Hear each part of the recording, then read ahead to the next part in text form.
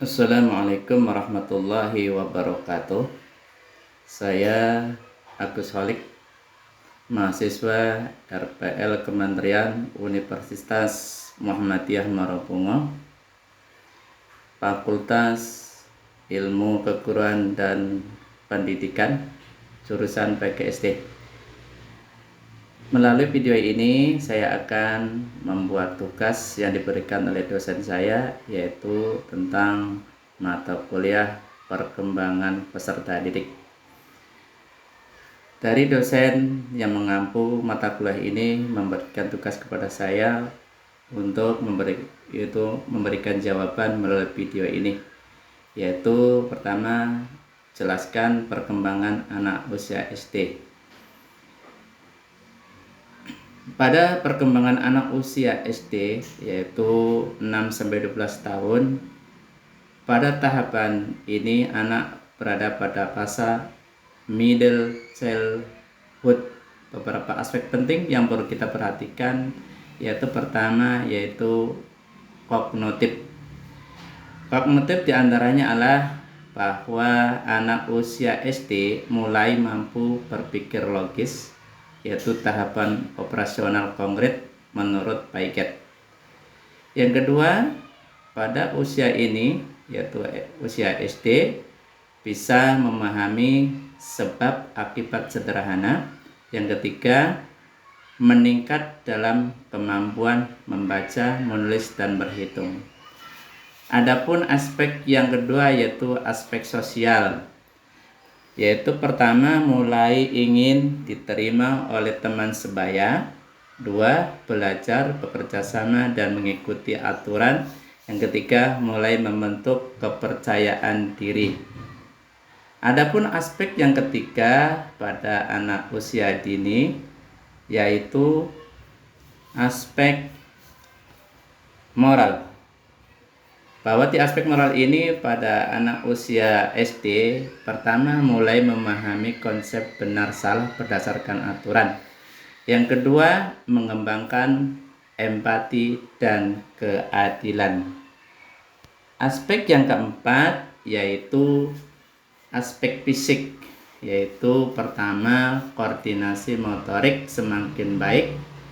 Yang kedua, aktif bergerak dan bermain.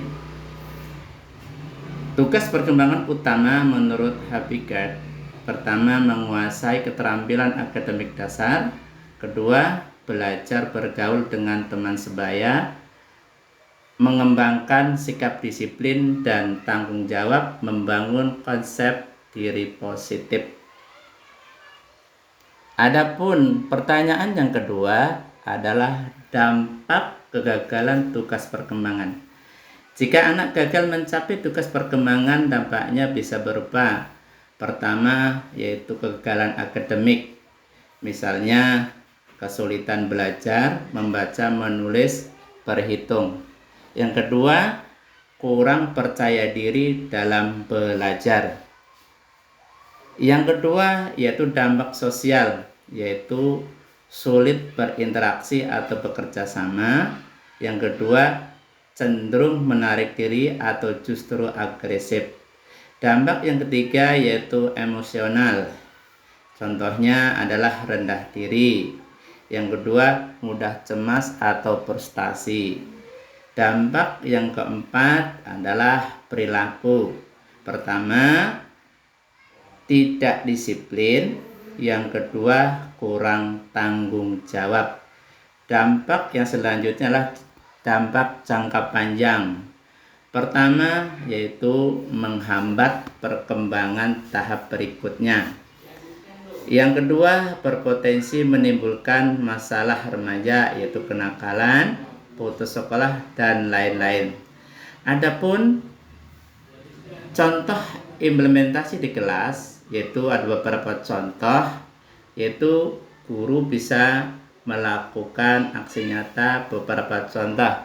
Pertama adalah mengembangkan kognitif.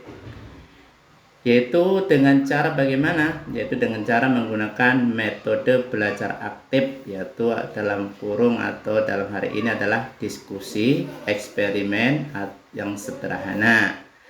Guru juga bisa melakukan ya beberapa contoh kepada siswa, yaitu untuk mengamati siswa mengamati pertumbuhan tanaman lalu mencatat hasilnya.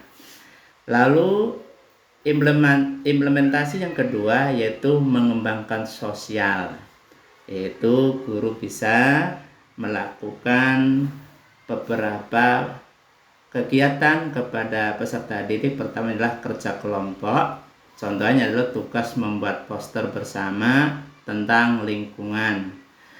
Lalu implementasi ketiga yang bisa dilakukan adalah mengembangkan emosional, yaitu guru bisa memberikan pujian dan umpan balik positif. Contohnya, guru mengapresiasi usaha siswa, bukan hanya hasil. Yang selanjutnya yaitu bisa dilakukan dengan menanamkan disiplin dan tanggung jawab, yaitu membuat aturan kelas bersama. Contoh adalah piket kelas. Dan yang terakhir yaitu implementasinya di dalam kelas adalah bisa dengan mengembangkan moral, yaitu diantaranya diskusi nilai-nilai, yang contohnya adalah membahas cerita tentang kejujuran lalu refleksi bersama.